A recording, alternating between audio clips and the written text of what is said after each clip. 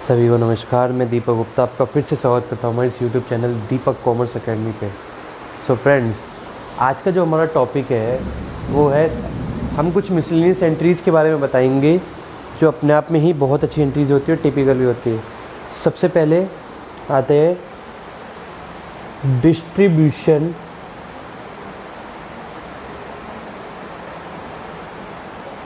Of goods as samples. इसका मतलब क्या होता है, हमने गुड्स खरीदे, ठीक है जी, बट अब हमने लास्ट टाइम हमने चैरिटी और डोनेशन के रूप में बताए थे, यहाँ पर हम एडवर्टाइजमेंट के रूप में बताएंगे। एडवर्टाइजमेंट से क्या होता है, आपकी सेल्स इंक्रीज़ होती है नहीं है, but again it is not part of sale, मतलब सेल नहीं है ये एक तरीके से डेफर्ड है, रेवेन्यू डेफर्ड एक्सपेंडिचर है, जो आपको मैंने बहुत पहले बताए थे, ठीक है जी। तो इसमें जो एंट्रीज होंगी वो कुछ इस टाइप से होंगी। Advertisement account debit to. अब यार टू में क्या होएगा, अब जो सेल्स डिक्रीज होगी वो परचेज किए हुए गुड्स में से तो होगी। To purchase account, to input CGST account, to input SGST account, to input IGST account. तीनों में से कोई भी। रीज़न इज़ दैट जब हम परचेज़ करते हैं तो ये तीनों वो भी तो देते हैं GST, तो जब ये यहाँ पर डेबिट होती है तो यहाँ पे रिवर्स हो जाएंगी। अब नेक्स्ट टॉपिक है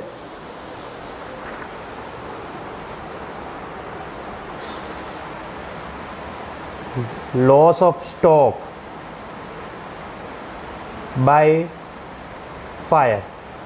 अब माल जल गया या चोरी हो गया तो इसकी क्या होगी, ये भी हमारे लिए का नुकसान है, घाटा है। तो loss of stock by fire account debit to, किस में से होएगा, जो गुड्स हमने परचेज करे थे, to purchase account, to input CGST account, to input SGST account, to input IGST account, ठीक है जी। अब हम बात करेंगे in case of goods insured. जब हमारे गुड्स का इंश्योरेंस हुआ हुआ हो तब क्या होगा, इंश्योरेंस हुआ हुआ है मतलब वो हमारे लिए एसेट है, इंक्रीज हुई हुई, तो इंश्योरेंस कंपनी डेबिट किसके अगेंस्ट हुआ है, उस गुड्स के जो हमारे लिए लॉस है, तो वो डिक्रीज इन एसेट्स है। तो to purchase account, to input CGST account, to input SGST account, to input IGST account. ये सारी एंट्रीज जो डेबिट होती थी ये रिवर्स हो जाएंगी इंश्योरेंस के केस में, डिस्ट्रीब्यूशन के केस में, चैरिटी के केस में, क्योंकि ये जो सामान दिया जाता है ये सब खरीदा हुआ तो माल होगा जो हम पे पहले से होगा, और जो हमने ख़रीदा होगा तो इन पे हमने GST पे करी होगी, बिल्कुल करी होगी, तो उसके अगेंस्ट ही हम ये चार्ज करेंगे। अब इससे अगला है हमारा, दो एंट्रीज़ हो रहे हैं, फिर आपका टॉपिक मोस्टली ख़त्म ही हो जाएगा ऑलमोस्ट।